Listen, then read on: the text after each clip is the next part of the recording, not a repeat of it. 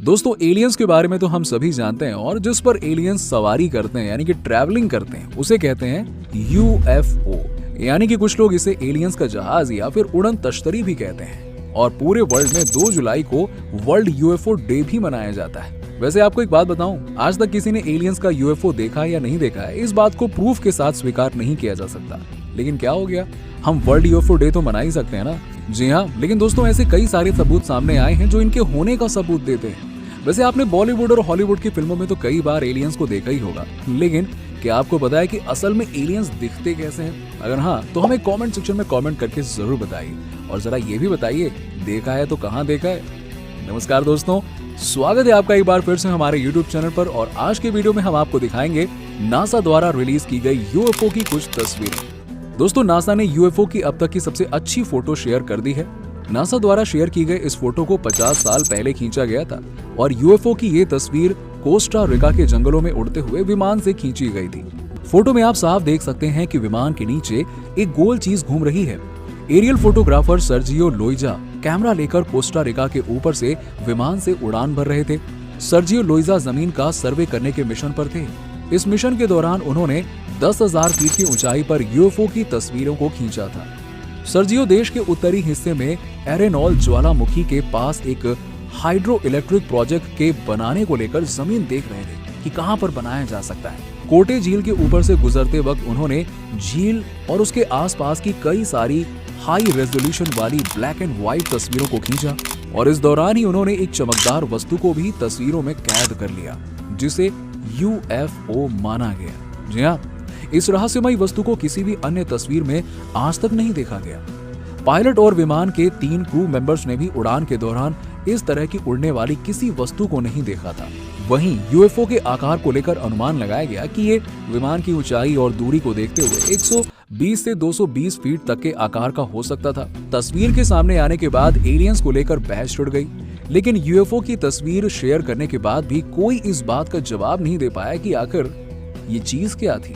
जी हाँ, यूएफओ हमेशा से ही हम सब के लिए एक एक्साइटिंग टॉपिक रहा है। सब जानना चाहते हैं कि आखिरकार ये चीज कहाँ पाई जाती है। दोस्तों इस टॉपिक पर आए दिन बहस होती रहती है, पर एक गुड न्यूज ये है कि नासा ने यूएफओ पर काम करने का मन बना लिया है। यहाँ तक कि अमेरिकी गवर्नमेंट ने भी इस टॉपिक को सीरियसली ले लिया है और इसीलिए यूएफओ के बारे में ज्यादा से ज्यादा जानने के लिए नासा वैज्ञानिकों की एक टीम बना रही है।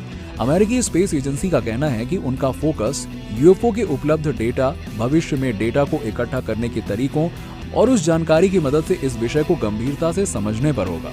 नासा ने नासा के साइंस मिशन डायरेक्टोरेट के वरिष्ठ शोधकर्ता डैनियल इवांस और प्रिंसटन यूनिवर्सिटी के एस्ट्रोफिजिक्स विभाग के हेड रह चुके डेविड स्परगेल को वैज्ञानिकों की टीम का नेतृत्व करने और शोध की जिम्मेदारी दी है।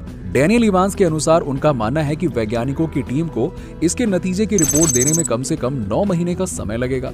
अमेरिकी अधिकारियों ने यूएपीएस यानी कि अनआइडेंटिफाइड एरियल फिनोमेना को नेशनल सेफ्टी का मुद्दा बताया, जिसका सपोर्ट नासा ने भी किया है। नासा ने हाल ही में कहा है कि इस बात का कोई सबूत नहीं है कि यूएपी हकीकत में दूसरी दुनिया से ही आते हैं। अमेरिकी सरकार द्वारा एक रिपोर्ट जारी करने के बाद 1 साल बाद नासा ने यह घोषणा की है और इस रिपोर्ट को नेशनल इंटेलिजेंस निदेशक के कार्यालय और यूएस नेवी के नेतृत्व वाली टास्क फोर्स ने मिलकर तैयार किया था। इस रिपोर्ट में ज्यादातर नेवी के अफसरों ने यूएपी या यूएफओ के बारे में बताया है। पेंटागन के 2 अधिकारियों ने अमेरिकी संसद में 17 मई को यूएफओ पर सुनवाई की थी, जिसमें बताया गया था सेना के पास अब तक 400 से ज्यादा रिपोर्ट कथित यूएफओ देखे जाने की है। 2021 में सोशल मीडिया पर एक एलियन की फोटो और वीडियो काफी तेजी से वायरल हो रहा था। ये वीडियो एक एलियन के पोस्टमार्टम की है, जिसके आसपास सफेद रंग के सूट में साइंटिस्ट नजर आ रहे हैं, जो नीलामी पर रखा गया था। इसकी शुरुआती नीलामी की कीमत ही 72 करोड़ रुपए थी। इस नीलामी वायरल वीडियो में एक डेड बॉडी है। लोगों का मानना है कि ये एलियन की डेड बॉडी है। जी हाँ, और एलियन के होने का सबूत देने वाली ये वीडियो 17 मिनट की है। इस एलियन वीडियो को सबसे पहले 28 अगस्त 1995 में टीवी पर दिखाया गया था, जिसे सच या झूठ टैग के साथ रिलीज किया गया था। उस समय उस एलियन फुटेज का नाम दिया गया था alien autopsy, fact of fiction. इस एलियन डेड बॉडी को 75 साल पहले अमेरिका में बरामद किया गया था।